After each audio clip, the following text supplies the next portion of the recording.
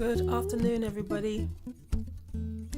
I decided I was going to come here today to give you a sample reading of a spread I call Sudden Shock Love Block. Now, this spread is geared towards people who have been in an argument with a loved one, with a partner, with a friend, and they don't understand how the argument came about, and maybe it became so explosive that they're no longer talking to each other, or they haven't been able to speak with each other because they're so overwhelmed by the energy of the argument itself. This is a sample reading. This isn't for anybody in particular, but I thought I would just give you an example of how this reading works if you wanted to purchase it. So I'm just going to shuffle these cards. Let's pull out the overarching theme of the spread. We've got the Divine Feminine. So I would suggest that this is about the cycles of how we come to receive information, how we receive abundance, how we receive love from people, and how we are gentle in our loving. Now, that's not a kind of stereotype feminine energy as being gentle. It is persistent, and it is very forceful in its persistence. So let's have a look and see how that has relevance to the rest of the spread. This card represents the past. This card represents the obstacles that are in the way that may have brought the relationship to this grinding halt where there's been a massive argument. This represents the two people involved and where they're at right now, and this represents the relationship and where it's at right now. These two cards represent what the couple want, and this card represents how what they want affects the relationship. These two cards represent the action that the couple can take, and this card represents the potential outcome of that action being taken. So let's see what happens when we turn over these cards, and just bearing in mind, if any of this resonates with people, I'm grateful for that. If not, no problem. It really is just a sample reading to give you an idea of how the Sudden Shock Love Block tarot reading works. Okay, so I've turned all of the cards over, and we can now take a look and see exactly what's going on within this relationship. So the Three of Shells in reverse. I would say that this couple met in an environment that was celebratory. It says celebration at the bottom here. It was in a public place. It was amongst a lot of people. And because this was in reverse, I'm inclined to say they didn't necessarily like each other when they first met each other. But you have the Three of Gems, which is the obstacle card, suggesting that they may have worked hard to be together in the relationship. I'm going to put that back because that's not technically relevant right now, but I was kind of drawn to the fact that there was two threes there. So in the past, this couple maybe didn't really like each other, or didn't know that they liked each other very much, or it took some time for it to evolve into a situation that was more romantic. They were probably friends to start off with, and then it developed into a loving relationship. The Three of Pentacles, this is the obstacles. That's not the Three of Pentacles, sorry, this is the Three of Gems, but it's the Three of Pentacles in other regular Rider-Waite cards. The Three of Gems, now this is a work card. This is to do with feeling as if you're moving forward, feeling as if you're having an attainment in your career, in your profession. It's in the upright, so the two of them could be working together in a partnership. And this is what is blocking their relationship. This is probably the reason why they've actually had the argument. They are not allowing themselves to see each other in the right way as partners, as potential partners, working partners, as well as being in a love relationship. So there's a dilemma there that we'd have to try and find out what that's about. And we can pull a card for that now. Let's see what that is. And we've got the Queen of Gems reversed. So the nurturer not doing any nurturing if she's in reverse. So there's a lack of investing time and energy into the relationship, into the work side of things that might be able to bond them as a couple in the work dimension of their relationship. There's not work that's being done. And in fact, when the Queen of Gems or the Queen of Pentacles is in reverse, she can be very agitated, moody, demanding, because she's a boss. She runs her own business. She understands what business means, all the sacrifices that had to be made. And the only way for her to feel as if she has some sense of purpose is to ground herself in the things that the sensuality of life, things that are make her feel abundant. So like good food and nice clothes and going out to not necessarily expensive places, but having a life, a healthy work-life balance. And in reverse, she doesn't have that. So I sense there's a lot of work that's going on here, that needs to be invested into the partnership, or not getting anything out of the partnership, and it's causing a disruption. It's causing a lot of frustration in the relationship. Now, that being said, these two cards, if you can recall, were actually where the couple are at right now. And on the right hand side here, let's call this couple, this side of the couple B, B is frustrated, and it's frustration around work. They feel that they've invested a lot of time and money into their lives, into work, and it's not necessarily giving the payback or the reward that they feel is due to them, is owed to them, and it's causing frustration. And A has the Hangman in reverse. Now, the Hangman upright can resonate as somebody who accepts that things can be tricky sometimes, can be difficult, but is okay with that because they understand how life works. The attitude that they take is more appreciative of circumstance, but it's in the reverse. So I feel that their patience has run out. There's an inability to relax with the way that the circumstances are right now, and with the Wheel of Fortune here, as in that's how the relationship stands right now. It's just spinning. Nobody knows what's happening next. Nobody is sure about whether or not the relationship is going to continue or not, because the Wheel of Fortune is just spinning, so anything can change at any moment. So I would imagine there's quite a lot of uncertainty that's there. And if you have this energy here with the Queen of Gems, the nurturer, unable to nurture because of the restrictions put upon them because of work and frustrations around feeling they've invested a lot of time and energy into the relationship, then that deadlock that comes about because the Wheel of Fortune is literally paralyzing folk, paralyzing the couple. They do not know where to go next. So the next line is the Queen of Shells and the Devil reversed. Now this refers to what the couple want out of a relationship. And the Queen of Shells, I'm sensing this character would empathetic, great listener, compassionate. They want to be loved. They want to be appreciated. They want to be nurtured. They want to be held. They want to feel as though they are loved, and because they know what love is. The Queen of Shells is definitely the sensitive. She's water of water.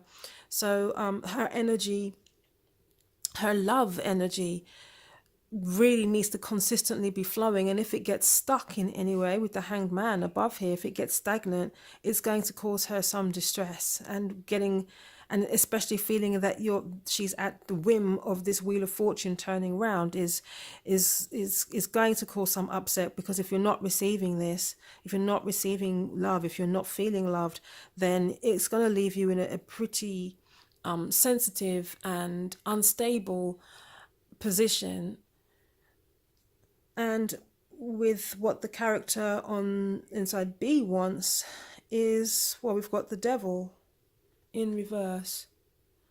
And the devil I only ever take to mean hopes and fears and anxieties that are coming up from the subconscious. Yes, it's to do with addiction and love and addiction and lust. But being in reverse, it's like this person cannot break free from these anxieties, cannot break free from looking at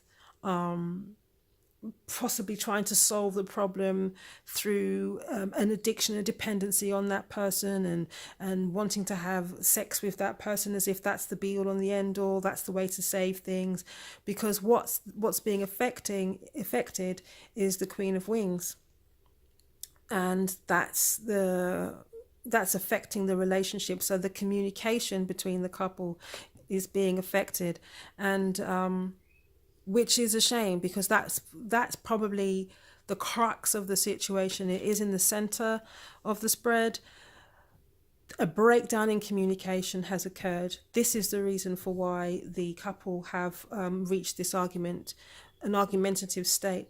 As with the Wheel of Fortune above, it forces the hand, it forces some kind of change, and hence the explosion that they had. The next stage that I wanted to talk about was looking at what can be done, resolution can be brought about with the Queen of Wings. This energy, which is the breakdown in communication between this couple. But what she also is, brilliantly enough, is she's the logic. She can bring reason to this situation, and she is at the center of the spread. So what have we got? We've got the Two of Roses. Now, this is about indecision. This is about uncertainty, about leaving from one space for another, for some kind of expansion and growth, whether or not the couple are feeling as if they should stay in the relationship because they may feel that they are or are not growing as individuals, or whether they should leave, and would that be the better option. But if we add it to the Queen of Wings, I think what could actually assist in this decision is if the explosion that actually happened, if all of that emotion, if all of that energy, if all of that frustration can be put down and put aside, and they can just reason from a place of sheer fact, from sheer logic. As much as this is about work, literally, employment and career, etc., this is about work that's been invested. This couple didn't know that they were going to be in a situation together, a relationship together. They worked at it. There was some kind of work that came through there, and ultimately they obviously want to be there. Otherwise, they wouldn't necessarily be thinking about being in the situation. And particularly when we get to this final row, which I'm going to invest in a little bit more time in a sec, is that they want to be in this partnership. This Two of Shells actually says romance, so in the Two of Cups is about a partnership. More time, if they're going to invest anything, more time and energy into how they communicate, how they share their how she shares her feelings, and how she listens, and how he shares in his doubts and his concerns, and how she listens. So there's listening that needs to be done on both parties. I'm saying she and he now, but it should be A and B, but anyway. So the next part is the action, what this couple can do. And there is patience required from A, using her intuition and a gentleness, a persistence with the divine feminine in pulling the reins, keeping in check the fears and anxieties that tend to overrun the B character here. So for her to take not a commanding position, but a leadership position would be useful. I keep saying he and she. I don't know who this is, but let's keep going. Then we have the Six of Roses, and this is about personal growth and personal development.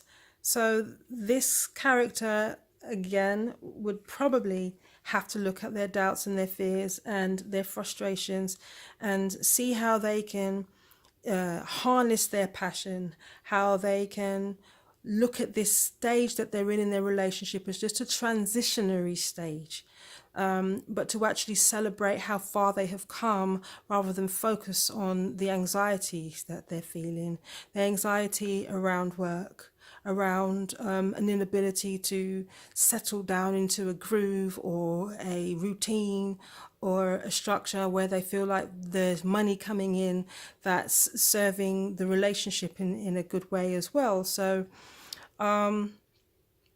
this character has to think about their sense of purpose, the life choices that they're making, and how those choices are actually affecting this relationship, because it's not like they don't have the strategies and the plans at their fingertips available to them.